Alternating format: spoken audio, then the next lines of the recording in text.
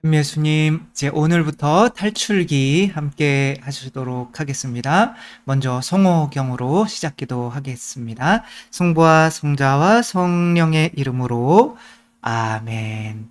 먼저 저희가 탈출기를 시작하기 전에 이제 창세기는 했고요. 혹시 탈출기 전에 창세기를 이렇게 보고 탈출기를 보시면 더 어려울 수가 있어요. 탈출기 다 끝나고 사실 구약에서 제일 중요한 성경의 부분이 어디냐라고 할 때는 당연히 제일 먼저 나오는 창세기가 아니라 탈출기라고 봐야 되는 거죠. 왜냐하면 창세기는 인간이 어떻게 죄에 떨어지게 되었는지, 그리고 그 죄에서 벗어나려면 반드시 믿음이라는 게 있어야 된다. 그게 이제 핵심이거든요. 근데 이제 탈출기는 그 믿음을 줄 수가 있는 분이 이집트에는 없는 거예요. 그래서 그리스도, 모세로 상징되는 그리스도께서 이 세상에 오셔서 우리를 구원하셔야 되는, 또 그 이유, 그리고 구원하시는 과정, 이런 것들이 탈출기에 나와 있는 거기 때문에 탈출기는 그냥 신약 성경 예수 그리스도를 통한 우리의 구원을 그냥 이렇게 몰아넣은 것이라고 보면 되고, 탈출기는 그냥 단순히 탈출기만이 아니라 탈출기를 하고 그 다음에 뭐가 나와요? 레위기가 나오고, 그 다음에 뭐가 나와요? 민수기가 나오고, 그 다음에 신명기. 다 했나요? 아무튼 거기까지가 사실은 뭐 이렇게 나누어져 있기는 하지만 실제로는 여호수아기 이 전까지가 사실은 탈출기인 거죠. 그리고 크게 포함하면 여호수아기까지도 포함할 수가 있겠죠. 왜냐하면 결국에 탈출하는 목적은 어디 들어가는 거예요? 가나안 땅 들어가는 거기 때문에 가나안 땅 들어가는 여호수아기까지 뭐 이렇게 탈출기로 보셔도 되는데, 일단은 저희는 탈출기에서 끊고 이제 다시 또 신약으로 갔다가 다시 구약으로 갔다가 이렇게 하도록 하겠습니다. 탈출기 우리가 잘 알죠. 모세를 통해서 이집트에서 종살이하고 있는 이스라엘 백성을 구원하셔서 이집트 사람은 모조리 죽고, 그러니까 이집트 사람은 나쁜 사람이고 이스라엘 사람들을 구원해 주신 하느님을 찬미하는 이상한 성경 공부가 되면 안 되겠죠. 우리는 이스라엘의 역사를 공부하는 것이 아니라 우리 구원에 대한 공부를 하는 거기 때문에 그런 식으로 해석하면 안 되는 거예요. 창세기도 마찬가지인 거죠. 하느님께서 이 세상을 너무나 사랑하셔서, 사람을 사랑하셔서 먼저 자연을 창조하시고 그 자연 안에 인간이 살게 하셨기 때문에 하느님께서 주신 이 귀한 자연을 인간들이 파괴하지 않고 잘 살아야 한다. 뭐 그런 자연보호로 끝나버리면 그것은 구원의 책이 아니라 윤리책이 되는 거죠. 그래서 그래서 아무튼 한번 이제 다시 한번 간단하게 성경에 관해서 제가 뭐 4편인가로 이렇게 올려놓은 게 있으니까 혹시 그것을 개괄적으로 보실 분들은 보시고, 일단은 성경은 해석은 세 부분으로 할 수가 있어요. 왜냐하면 인간이라고 하는 것이 누구를 닮았을까요? 하느님의 모습을 닮았겠죠, 그렇죠? 하느님은 뭐로 돼 있어요? 성부, 성자, 성령으로 되어 계시죠, 그렇죠? 그러니까 한번 보면 인간이, 잠깐만요, 제가 조금 작아져야겠죠. 제가 작아지고, 그러니까 하느님께서는 어떻게 창조하셨냐면은 인간은 보통 어떻게 구성되어 있다고 생각하냐면 우리 안에 있는 마음이라고 생각하는 거예요. 그 다음에는 뭐가 돼 있어요? 그 다음에는 혼, 혼. 이게 이제 뭐 머리라고 생각하면 되겠죠, 그죠? 그 다음에는 이제 뭐가 있어요? 겉에는 육체가 있겠죠, 그죠? 이게 몸이라고 생각하면 되는 거죠. 근데 우리 마음에 따라서 나는 뭐뭐 하고 싶다라고, 뭐뭐 하고 싶으면은 나는 술 마시고 싶다라고 하면 머리가 그러면은 친구 만나야지, 그러면 친구에게 전화를 걸 거 아니에요, 그렇죠? 그리고 몸으로 가서 먹을 거 아니에요? 이런 식으로 구성되어 있는데, 그러니까 머리가 뭔가 명령을 하시는 분이란 말이에요. 그러면 성부, 성자, 성령 중에 이 혼은, 머리는 누구를 닮으셨을까요? 명령만 하셔요. 그냥 위에서. 안 보이셔요. 혼이 안 보이잖아요. 우리의 머리가 안 보이잖아요. 뇌 속에 갇혀 있기 때문에. 그래서 이 혼을 성부, 성자, 성령 중에 명령만 하시는 분이 누구예요? 성부, 계획 세우시고 명령만 하시고 이거 해라 저거 해라. 그 명령을 따르는 몸은 뭐예요? 그러니까 성부가 보이지 않는 생각이시라면 그 생각을 표현하는 말씀, 말로 표현되는 거죠. 그렇죠? 이거를 계시한다고 한단 말이에요. 그 몸을 뭐라고 하는 거예요? 그 성부, 성자, 성령 중에 성자가 되시는 거죠. 그렇죠? 근데 머리가 술을 마시고 싶다라는 마음이 없다면 이런 술을 친구에게 전화해라 명령도 안 할 것이고 뭐 몸도 그 명령을 따르지도 않을 거 아니에요. 그렇죠? 그러면 서로 일치가 안 될 거 아니에요. 그래서 일치를 하게 만들어주는 이 마음, 영이 바로 성령이 되시는 거죠. 그렇죠? 자동차로 한번 생각해 볼게요. 자동차로 생각해 보면 명령만 하는 이 혼, 성부는 자동차 중에 뭐와 같을까요? 자동차는 뭐가 있어요? 운전하는 사람이 있어야 되고 차체가 있어야 되고 거기를 움직일 수 있는 동력인 엔진이 있어야겠죠. 그렇죠? 그럼 성부는 막 뭐 이거 해라 저거 해라 막 핸들만 조작해요. 그럼 누구와 같을까요? 바로 운전자와 같겠죠. 그렇죠? 그러면 그 운전자에 따라서 몸을 순종해서 이리 움직이고 저리 움직이고 나는 아버지께서 시키는 대로만 한다라고 하는 몸은 바로 차체를 의미하겠죠. 그렇죠? 그 다음에 근데 이제 그거를 움직일 수 있는 동력이 있어야 되잖아요. 엔진은 뭘 의미하겠어요? 영을 의미하겠죠. 그렇죠? 근데 엔진만, 인간에게 엔진만 있으면 되나요? 그거를 움직일 수 있는 힘인 연료가 들어와야 되나요? 연료가 들어와야 되는 거죠. 그렇죠? 그게 바로 성령인 거죠. 근데 이 성령은 언제, 이 은총은 언제 끊기게 돼요? 우리가 죄를 지었을 때 끊기게 되는 거죠. 그렇죠? 그래서 어렵나요? 근데 이제 많이 이제 들어보신 분들은 이제 그래 많이 잘 하시는데, 그렇죠? 그래서 근데 그러면 이 글도 성경도 우리에게 세 부분으로 해석이 되어질 수 있겠죠. 이거는 제 얘기가 아니라 오리게네스가 성경을 해석하는 이야기를 해놓은 거고 오리게네스에 따라서 우리 가톨릭 교회 교리서에서 이 세 부분으로 이런 식으로 해석이 된다라고 하는 거예요. 먼저 육체적인 해석이 뭐예요? 몸으로 뭐 이거를 뭐라고 그러냐면 문자적 해석이라고만 하는 거예요. 그냥 문자로만 보는 거예요. 그러니까 하나님께서 세상을 창조하셨다. 그러면 첫째 날 그럼 태양은 몇째 날 창조됐을까요? 태양 아니면 풀이나 나무 이런 것들은 몇째 날 창조됐어요? 제가 얘기해 줄 때까지 기다리시는 거죠? 풀이나 이런 것들은 셋째 날 창조됐어요. 그러면 당연히 태양은 몇째 날 창조돼야 돼요? 둘째 날 창조돼야 되지만 넷째 날 창조돼요. 신기하죠? 그 뒤에 창조된단 말이에요. 이거는 그러니까 그런 의미가 아니고 문자적으로 해석하면 해석이 전혀 안 돼요. 구약은 거의. 그리고 우리가 뭐 이스라엘 사람이 될 것도 아니고 이스라엘의 역사만 배울 게 아니잖아요. 그렇죠? 그래서 문자적으로만 해석하면 우리가 구원을 못 받아요. 문자적으로만 해석하면 이거는 뭐가 되는 거냐면 역사책이 되는 거야. 우리가 역사책 읽고 구원받을 수는 없잖아요. 그렇죠? 그래서 문자는 사람을 죽이고 영은 성령은 사람을 살린다고 누가 말씀하셨어요? 바오로 사도가 말씀하셨죠. 왜냐하면 자기도 역사책으로 봤거든요. 그러니까 예수님을 교회를 박해하는 사람이었는데 성령을 받고 눈에서 비늘이 떨어지니까 비로소 바로 보게 된 거죠. 구약 성경도 조금 이따 읽어드릴 텐데 이 탈출기도 바로 보게 된 거죠. 제가 이런 말씀을 드리는 거는 처음부터 단추를 잘못 꿰기 시작하면은 탈출기를 읽거나 마나요. 우리 영혼 구원에 아무 도움이 안 됩니다. 그냥 머리만 키우는 것이 되게 말죠. 근데 이거를 머리로 그러면 그 안에서 우리가 자연보호해야겠다라고 머리로 뭔가를 해야겠다라고 깨닫게 되는 거는 뭐예요? 윤리라고 해요. 윤리, 도덕. 그래서 자연보호하자라고 하면 이거는 윤리책이 된단 말이야.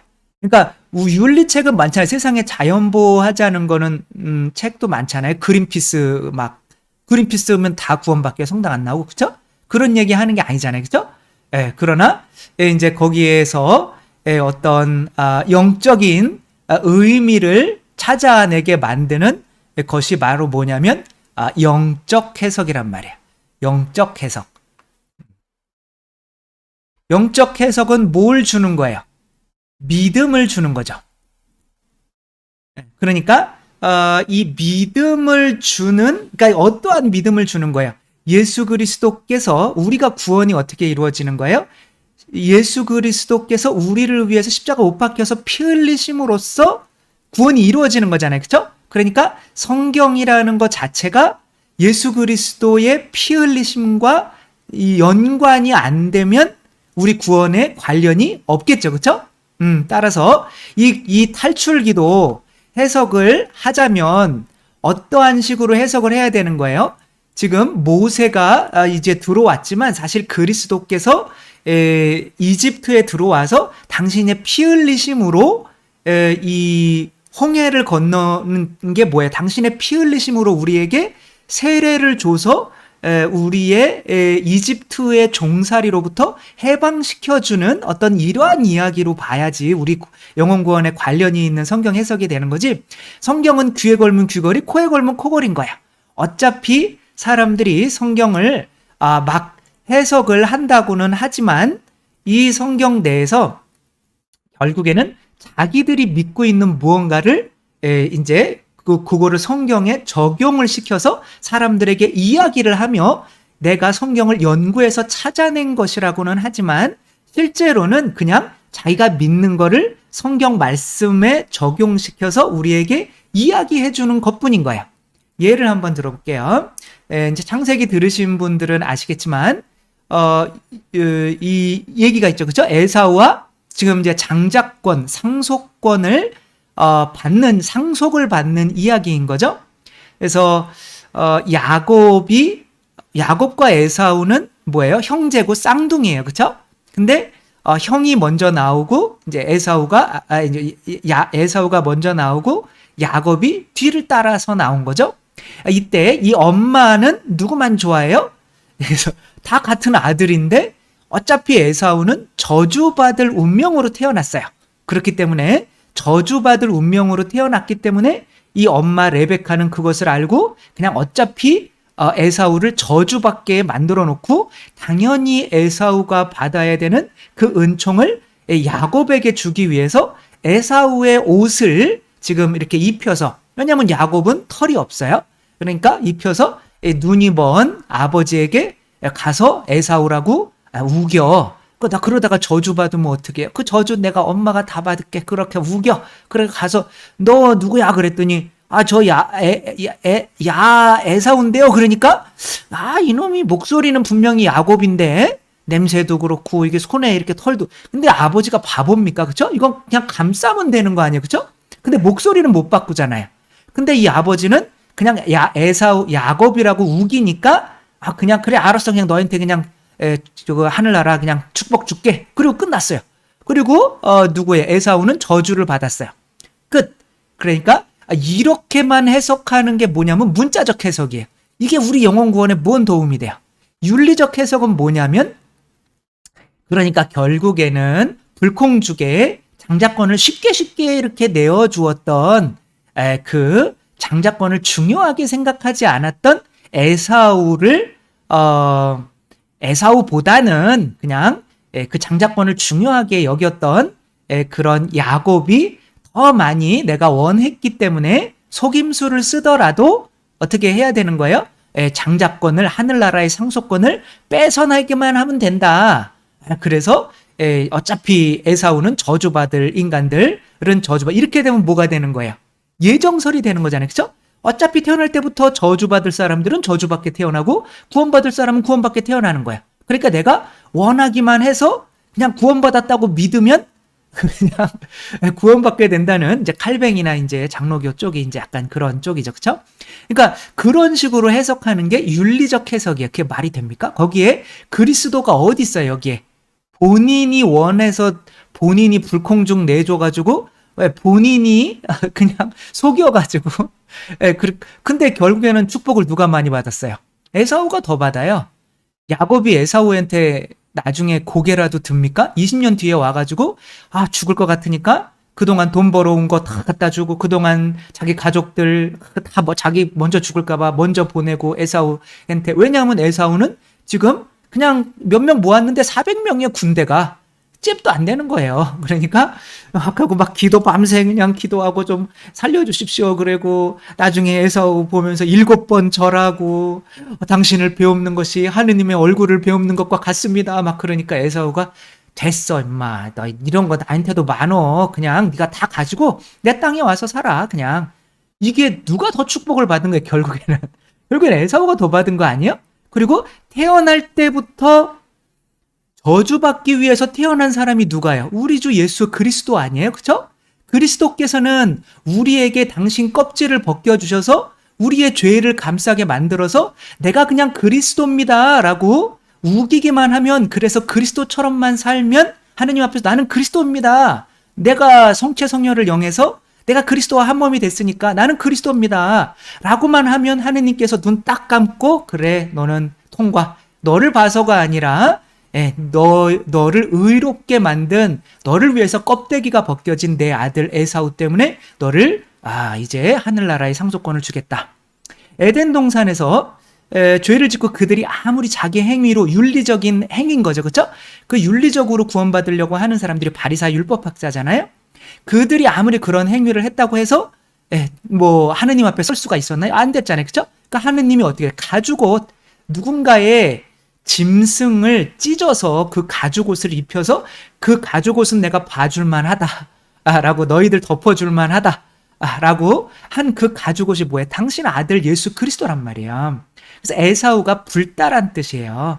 그래서 예수 그리스도는 붉은 옷 입고 항상 왕을 상징하기도 하지만 우리를 위해서 피를 흘렸다는 상징이기도 한 거예요. 그래서 에돔 땅에서 오는 그 구원자, 그 이사야서에 나오는 그분이 바로 포도확을 밟아서 피가 온몸에 튀인 그 붉으신 분, 왕, 구원자, 그러나 자기의 피를 흘리셔야 됐던 분, 그분이 에사우란 말이에요. 이걸 영적 해석이라고 하는 거예요. 여기까지 오지 않으면 예수 그리스도의 피 흘림을 통해서 우리가 구원받아야 되는 걸 어떻게 느끼냐고요.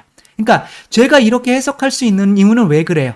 이미 그것을 배웠기 때문에, 그 믿음이 제 안에 있기 때문에 이 성경을 볼 때 그렇게 해석이 가능한 거예요. 그렇지 않으면 1억 번을 읽어도 그냥 기껏해야 자기들의 윤리관을 통해서 윤리적 해석밖에 할 수가 없다는 거죠. 자, 그렇다면 이 탈출기도 그럼 어떻게 시작해야겠어요? 일단은 영적인 해석을 한 분이 있는가 봐야 될 거 아니에요, 그렇죠? 그분이 바오로 사도인가. 눈에서 비늘이 떨어져 나가고 이 홍해를 건너는 것이 이 홍해 건너서 광야로 나갔어요. 그래서 광야에서 뭘 먹었어? 마실 게 있어요, 없어요? 없죠, 그렇죠? 그러니까 바위에서 바위를 치니까 뭐가 나왔어요? 물이 나왔죠, 그렇죠? 그 물을 마셨어요. 그러니까 그 바위는 누굴까요? 이 모세는 누굴까요? 하늘에서 내려오는 만나를 먹었어요. 근데 왜 지금 이 바다는 지금 푸른색이지만 붉은 바다라고 그럴까요? 왜 그럴까요? 우리가 세례를 받을 때 예수님의 세례를 받을 때 예수님의 옆구리에서 나온 피와 물, 그러니까 예수님의 죽음값으로 우리가 세례를 받는 거잖아요. 아까 에사우가 죽지 않으면, 껍데기가 벗겨지지 않으면 야곱을 가려줄 수가 없는 거잖아요, 그렇죠? 그런 게 성사란 말이야. 성사, 내 살과 피를 먹고 마시지 않으면 너희는 영원한 생명을 얻을 수 없다. 성체 성사만 예수님의 피 흘림심이 아니라 모든 성사가 다 예수님의 피 흘리심으로 이루어지는 거란 말이에요. 따라서 예수 그리스도의 피, 그 바다 안에서 우리 안에 있는 어떤 것들을 죽이고 무엇으로부터 탈출하는 이야기구나. 결국에 도달하는 땅은 바로 가나안 땅이구나. 이러한 마인드로 우리가 읽을 수가 있어야겠죠. 이것을 해석하신 분이 이제 그 뒤에 10몇 절까지 계속 이거는 뭐냐면 고린토전서 10장 1절에서 그냥 4절까지만 한번 제가 이렇게 가지고 와본 거예요. 그러니까 이거 어떻게 해석을 하는지, 영적인 해석은 어떻게 되는지 한번 볼게요. 형제 여러분, 나는 여러분이 이 사실도 알기를 바랍니다. 우리 조상들은 모두 구름 아래 있었으며 모두 바다를 건넜습니다. 이 구름과 바다, 이건 나중에 해면서 그 의미를 설명해 드릴 거예요. 모두 구름과 바다 속에서 뭘 받았어요? 세례를 받아 모세와 하나가 되었습니다. 그러니까 우리는 세례를 받아 누구와 하나가 돼요? 그리스도와 하나가 되죠. 그렇죠? 그럼 그리스도가 곧 뭐라는 거예요? 모세라는 거죠. 그렇죠? 우리를 탈출시키기도 하면서 우리를 새로 태어나게도 하면서 당신 피로 새로 태어나게도 하는 이 모세. 그래서 모두 똑같은 영적 양식을 먹고, 이게 성체성혈 말씀과 은총이겠죠. 그렇죠? 말씀의 전례, 성찬의 전례인 거예요. 모두 영적 양식을 먹고 물도 마셔야 되잖아요. 성령도 영적 음료를 마셨습니다. 자기들을 따라오는 영적 새끼 꼭 드세요? 이런 말이 왜 나오죠? 아무튼 영적 바위에서 솟는 물을 마셨는데 그 바위가 곧 그리스도이셨습니다. 여러분, 제가 어떤 분에게 그러니까 뭐 성경의 박사님이에요. 근데 이스라엘 성경에 이제 외국에서 박사학위를 따고 오신 분이거든요. 근데 성경에 대해서 이야기를 하다가 보니까 이제 모세 이야기, 그래서 탈출기 이야기가 나온 거예요. 그래서 저는 바오로 사도는 홍해를 건너는 것을 뭐라고 해석하셨나요? 이렇게 여쭤봤더니 아직은, 그러니까 성경 공부는 내가 많이는 했지만, 이거를 읽지를 아직 못한 거예요. 그러니까, 읽었어도 그냥 지나간 거죠.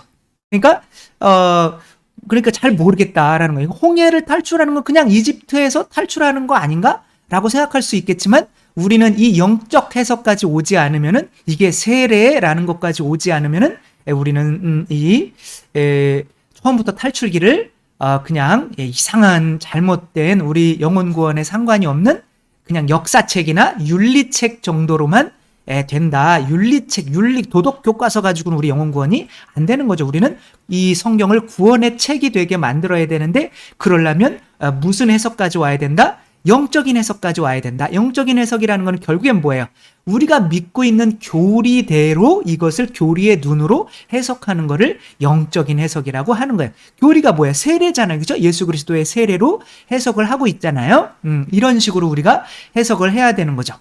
신약에서 요거를 아주 탈출기를 짧게 한 장면이 있어요. 뭘까요? 어디로부터 탈출시켜서 가나안 땅까지 믿음으로 오게 만드는, 그것도 바다에서 이루어져요. 어떤 거 생각나는 게 없어요? 물 위를 걷게 만드는 예수 그리스도인 거죠. 그렇죠? 예수 그리스도께로 가까이 가면 결국에는 이 배는 뭐예요? 이 배는 이 세상에서 우리가 안전하다고 생각하는 내가 믿고 있는 파라오란 말이야. 나는 파라오가 나를 보호해 주는 거야 라고 할 때 예수님이 그게 아니요, 너희는 나한테 와야 돼 라고 하는 거야. 그러면 예수님이 어디겠어요? 가나안 땅이란 말이야. 그러면 여기까지 가는 과정이 뭐예요? 40년간의 우리가 믿음을 증가시키는 과정이란 말이야.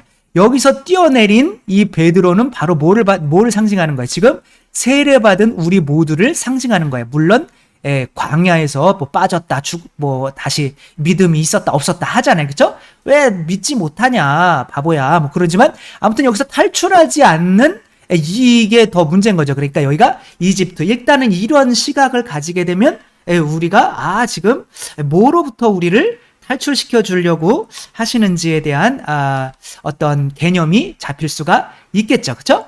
그러면, 파라오의 종살이, 지금 오늘 1장을 할 건데, 파라오에 대한 종살이는 어떤 의미가 있을까요? 바로 파라오라고 하는 이집트의 종살이를 하고 있잖아요. 뭔가 우리가 종살이하고 있는 거예요. 그러니까 우리는 뭐의 종살이를 하고 있을까요? 죄의 그러니까 예수님이 말씀하시길 죄의 종살이 하는 사람밖에 없다. 그러니까 죄를 짓게 만드는 게 뭐예요? 사탄이죠. 그렇죠? 근데 이 에덴 동산에서 사탄의 역할을 했던 게 뭐예요? 뱀인 거죠.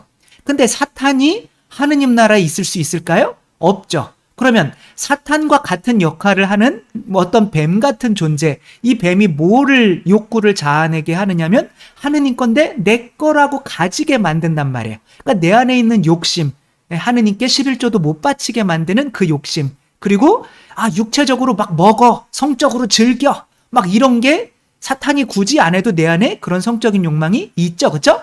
그 다음에 하느님처럼 높아져서 너희가 심판관이 돼서 다른 사람을 심판해 라고 하는 그런 욕구들이 있잖아요. 그럼 도대체 그 뱀이 우리 안에 뭘까요? 자아라고 하는 거죠. 그렇죠? 그래서 나를 따르려거든 뭘 버리고 따라야 돼요? 자아를 버리고 따라야 되는 거죠. 그렇죠? 그러니까 예수님께서 버리라고 하는 이 파라오는 뭘까요? 바로 내 안에 있는 내가 주인이라고 생각했던 파라오가 바로 이 자아인 거죠. 그렇죠? 파라오의 머리에 뱀이 있고 결국에는 모세의 뱀이 파라오의 뱀들을 먹어치우잖아요. 그러니까 뱀들끼리 싸우는 거예요. 나끼리 싸우는 거란 말이에요. 당신의 이름은 뭡니까? 나다. 나는 있는데. 그러니까 나끼리 싸워서 내 자아로부터 탈출시켜서 당신을 주인으로 삼게 만드는, 그리스도를 주인으로 삼게 만드는 이야기가 바로 탈출기란 말이에요. 그렇죠? 이렇게 보고 시작해야 우리가 내가 사탄인가요? 그렇게 얘기할 수도 있지만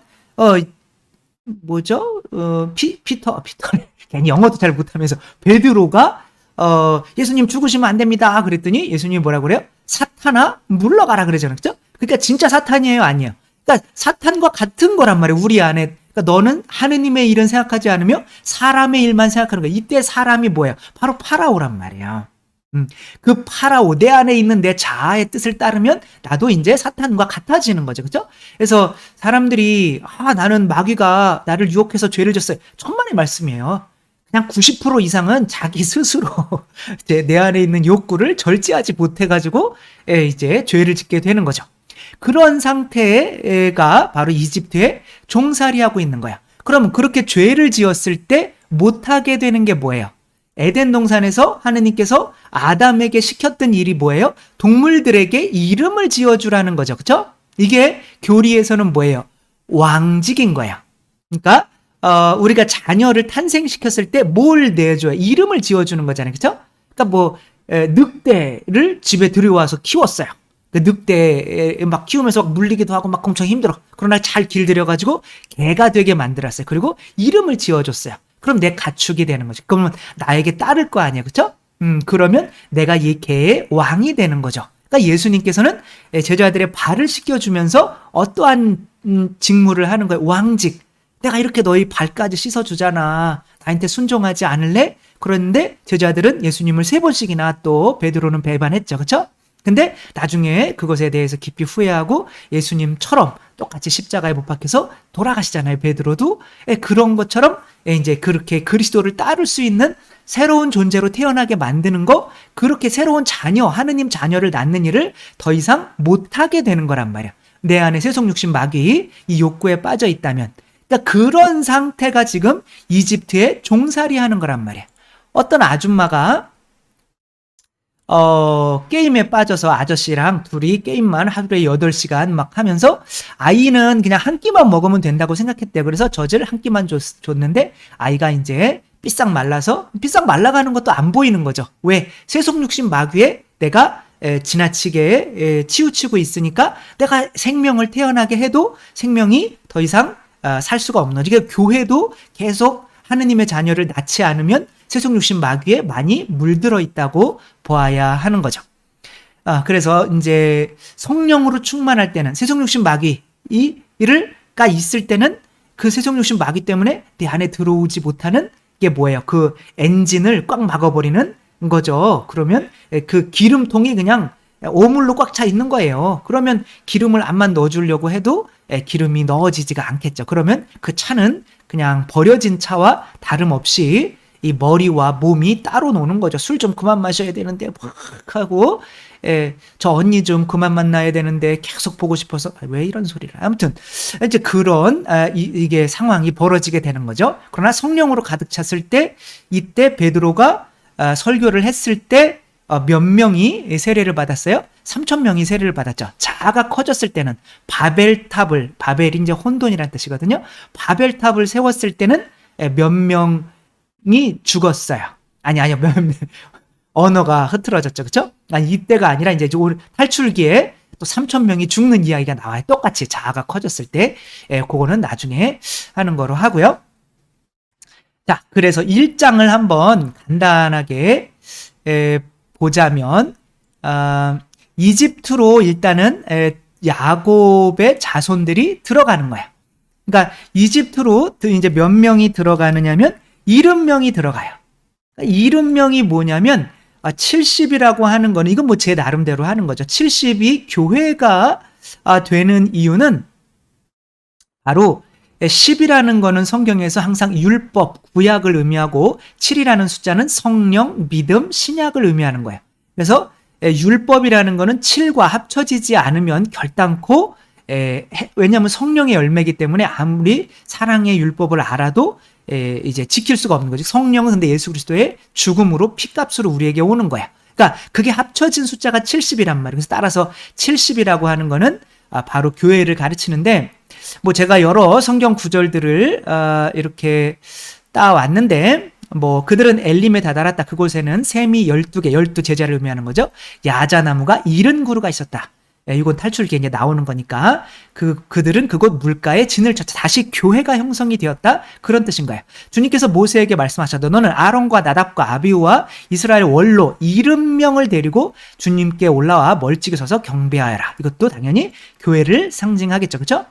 이제 민수기로 가면 그때 주님께서 구름 속에서 내려오시어 모세와 말씀하시고 그에게 있는 영을 조금 덜었네요. 그 70명의 원료들에게, 그러니까 하느님의 영이 들어간 그 70명, 그것이 바로 교회를 상징하는 것. 교회 중에 특별히 이제 제자들을 상징하기도 하는데, 그 뒤에 주님께서 다른 제자 72명을, 이건 신약이죠, 그렇죠?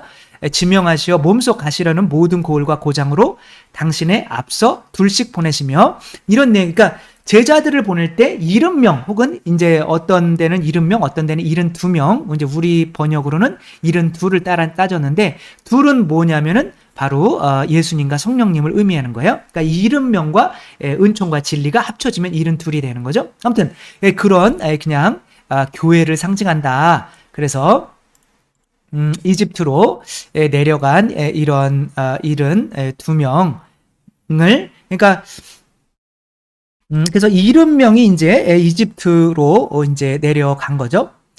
근데 이제 6절에서 7절 이제 보면 제가 그냥 쓴 거 그냥 읽어드릴게요. 요셉의 이름은 이미 늘어나다. 6절, 7절 한번 읽어볼게요. 그러면 그 뒤 요셉과 그의 형제들과 그 세대 사람들이 모두 죽었다. 그러나 이스라엘 자손들은 자식을 많이 낳고 늘어만 갔다. 그들은 번성하고 더욱더 강해졌다. 그리하여 그 땅이 이스라엘 자손들로 가득 찼다. 교회 그리고 하느님의 자녀들이 그렇게 가득 찬 거. 이거는 죄짓기, 아담과 하와가 죄짓기 이전의 상태를 의미한다고 보면 되는 거예요. 그러니까 요셉이 늘어나다라는 뜻이에요. 그러니까 자손들을, 그러니까 아담으로서 계속 동물들에게 이름을 지어주는 일을 하는 거고, 또 요셉의 죽음은 이제 그리스도의 죽음을 통해서 점점 더 이제 교회가, 하느님의 자녀가 그 피로 늘어나는 건데, 그때는 파라오의 세력은 작아질 수밖에 없는 거죠. 근데 죄를 지으면 파라오의 세력이 이렇게 커지게 되는 것이 이제 여기서부터 시작이 되는 거야. 왜냐하면 모든 인간은 다 파라오의 세력을 이길 수 없는 상태로 태어나는 거죠. 그러니까 처음에는 만들어진 우리들은 이 죄를 이기고 이렇게 점점 더 하느님의 자녀가 불어날 수 있는 백성을 창조를 하셨는데, 아담과 하와의 못 때문에, 원죄 때문에, 그러니까 우리 안에 이제 여기서 탈출기 1장이 설명하려고 하는 건 그건 뭐예요? 원죄인 거란 말이에요. 모든 인간은 이제 파라오의 그 지배 안에서 넘어설 수 없는 상태로, 파라오의 종살이하는 상태로 태어난다. 그래서 누구도 파라오를 이길 수 없기 때문에 그리스도의 어떤 도움이 필요하다. 그런 의미인 거죠. 8절에서 14절까지를 한번 보면, 요셉을 알지 못하는 새 임금이 이제 이집트의 임금으로 군림하게 되는 거예요. 그러니까 이게 머리에 또 뱀이 있죠. 그쵸? 이제 종살이하게 만드는 거예요. 그러니까 우리들 자아의 종살이, 막 자존심의 종살이, 막 자존심 때문에 한번 이 얘기 한번 들려드릴까요? 요거, 이제 막 이게 이제 책 읽어주는 여자잖아요? 그러니까 이 여자는 이 남자 꼬마의 애를, 이제 어렸을 때 자기에게 책을 읽어주면 이제 뭐 그렇게 해서 했는데 시간이 10년이 지나고 이 여자는 2차 세계대전이 끝나고 독일 여자인데 이 사람이 이제 많은 유태인들을 뭐 교회 안에 가두어 놓고 뭐 불을 질러 뭐 이런 것들을 다 쓴 거예요. 자기 보고하는 거를. 그러니까 근데 이 여자는 글을 모르거든요. 근데 지금 이 뒤에 남자가 또 법관 법대생이 돼서 뒤에서 보는데 이 여자는 글을 모른다는 거를 너무 창피해서 자존심의 노예가 된 거죠. 그래서 원래 이 여자가 죽인 게 아닌데 그걸 쓸 수도 없는 건데 그냥 내가 썼다고 하며 무기징역을 받는 뭐 이런 거, 그죠? 자존심의 노예, 성적인 것의 노예가 돼서 얼마나 많은 죄들이 벌어지고 돈의 노예가 돼서 돈 때문에 정말 얼마나 비참하게 살고 막 그렇게 되나요? 결국엔 돈을 많이 벌어도 큰 부자가 돼도 자살하고, 그쵸? 유명해져도 자살해지고 높아져도 자살하고 하는데 그 쓸모없는 것들을 위해서 노예 생활, 그 자아가 시키는 게 자기 주인이라고 생각해서 그런 노예 생활을 하는 거를 이렇게 원죄의 상태를 의미하는 거죠. 그런 상태에서 스스로의 힘으로는 벗어날 수가 없다는 거죠. 그래서 보아라, 이들이 이게 지금 파라오가 하는 얘기예요. 이스라엘 백성이 우리보다 더 많고 강해졌다. 실제로는 그 자아를 우리가 발로 성모님처럼 찍어 누를 수 있단 말이에요. 그러니까 그러니 우리는 그들을 지혜롭게 다루어야 할 것이다. 여기서 많이 들어본 것 같지 않아요? 여기서 지혜롭다라는 단어는 이제 당연히 뭐와 연결이 되는 거냐면 뱀이 지혜롭다, 영리하다 막 그런 거와 연관이 되는 거예요. 그러니까 뱀처럼 지혜로운 거란 말이에요. 이놈이. 그래서 우리를 이렇게 너무 바쁘게 만들어서 저는 너무 바빠서 성경 읽을 시간이 없어요. 저는 너무 바빠가지고 성당 나올 시간이 없어요. 뭐 이렇게 만들어버리는 거죠. 그러며 자기의 노예 생활을 하게 만드는 거예요. 왜냐하면 성당 나와서 예수님을 주님으로 믿어버리면 자기는 발로 밟히게 되거든요. 그런 건 있을 수가 없는 거죠. 그래서 머리를 잘 쓰는 거예요. 어떻게 머리를 쓰냐면 정신없이 일하게 만드는 거야. 돈 때문에 정신없이 일하게 만들고 성적인 거 때문에 정신없이 일하게 만들고 교만 때문에 명예 때문에 정신없이 일하게 만드는 거야. 그러며 그런 것들을 밟을 수 있는 예수 그리스도를 바라볼 수 없게 만드는 거죠. 그런 내용들이 쭉 나오는 거예요. 그래서 이스라엘 백성은 파라오의 양식을 저장하는 성읍. 그러니까 파라오의 양식, 내가 진짜 나의 양식이 아니라 내 자아의 양식을 벌어들이기 위해서 내가 그렇게 고생하면서 살아가는 거죠. 이것을 모르는 게 지혜가 없다는 거예요. 무식하다는 거죠. 근데 그 지혜를 깨닫게 만드는 거를 뭐라고 그러냐면 회개라고 하는 거예요. 그래서 세례자 요한이 광야에서 회개하여라. 너희는 파라오의 종살이 해야 될 존재가 아니야. 그 도시에서 나와. 여기서의 성읍인 거죠. 그렇죠? 카인도, 아벨과 카인 중에 카인도 뭘 만들었어요? 성읍이라는 걸 만든 거예요. 그러니까 성읍은 뭘 쌓아야 되는 거예요? 벽돌을 쌓아야 되는 거죠. 그렇죠? 여기서도 벽돌을 만드는 것은 벽돌로 이렇게 막 쌓아 올리는 거는 인간이 무언가 이렇게 바벨탑을 쌓을 때도 뭐로 쌓았어요? 벽돌을 쌓잖아요. 그렇죠? 틈이 없잖아요. 하느님의 섭리가 들어올 틈이 없는 거예요. 하느님께 안 맡기는 거죠. 그렇게 내 힘으로 내가 저금해서 내가 미래를 위해서 살아갈 거야. 그러니까 내가 정신없이 이렇게 살아야 되니까 당신 성당 나갈 시간 없어. 성경 읽을 시간 없어. 전삼영 요셉 신부님의 이런 귀한 거를 들을 시간이 없어. 죄송합니다. 그래서 아무튼 피톰과 람세스를 짓게 만드는 거죠. 이집트인들은 이스라엘 자손들을 이제 그러니까 이놈들이 우리를 두려워해야 되는 건데 내가 자아를 두려워하는 거예요. 내 자아가 자존심이 털리면 어떡할까? 막 나 바보 취급당하면 어떡하지? 내가 못 배운 거 내가 들통나면 어떡하지? 나 진짜 똥배밖에 안 나왔는데 좋은데 안 나왔는데 옆집 아줌마가 2대 나왔는데 그걸 알면 어떡하지? 막 이런 게 알면 어때요? 그쵸? 바보 같아, 무식해. 그러면 어떻게 알았지? 그렇게 하면 돼. 무식하면 어때요? 내 안에 예수님 계시면 내가 구원받는데 내가 하느님인데. 그죠? 대학이 뭐가 중요해요? 그죠? 돈이 뭐가 중요해요? 그러니까 그렇게 자기가 빨필까봐 얘는 가진 방법을 다 쓰고 있는 거죠.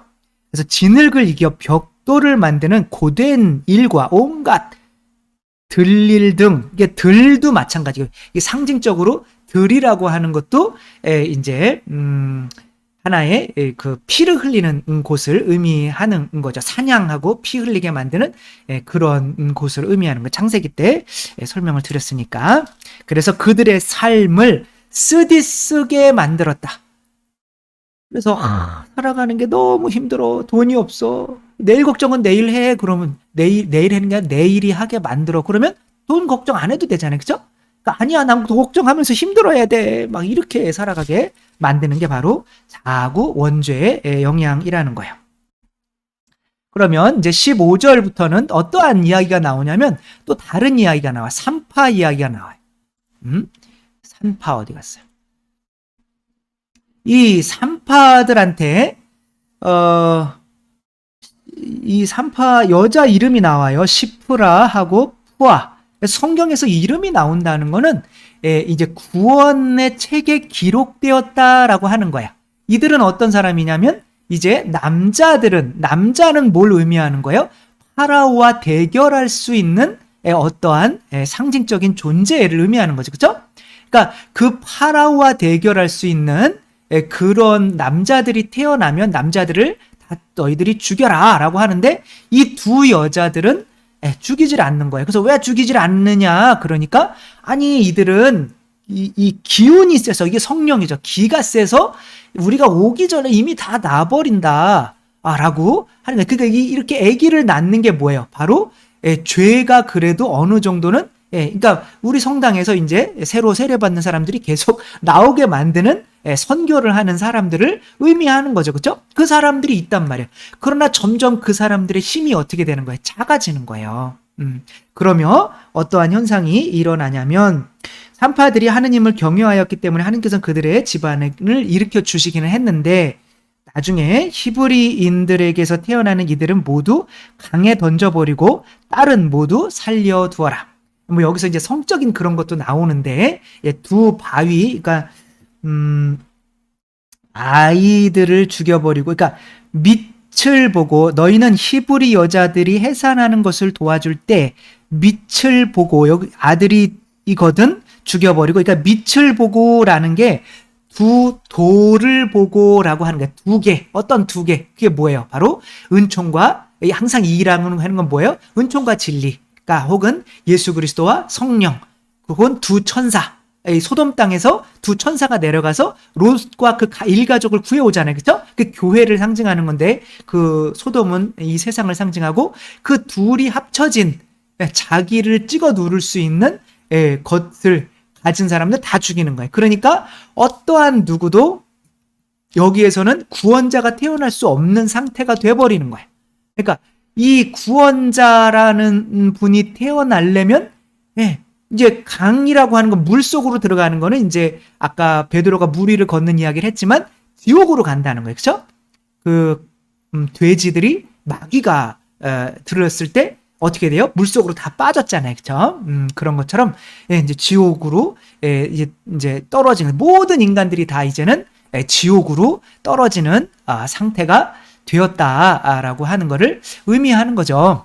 이것이 그래서 뭐를 상징하는 거냐면 이제 그게 이 파라오의 종살이 혹은 이집트의 종살이, 여기서 뭐 군사들 이런 거는 이 파라오가 시키는 어떤 욕구들인 거예요. 나중에 그 욕구들은 어디에 빠져 죽는 거예요?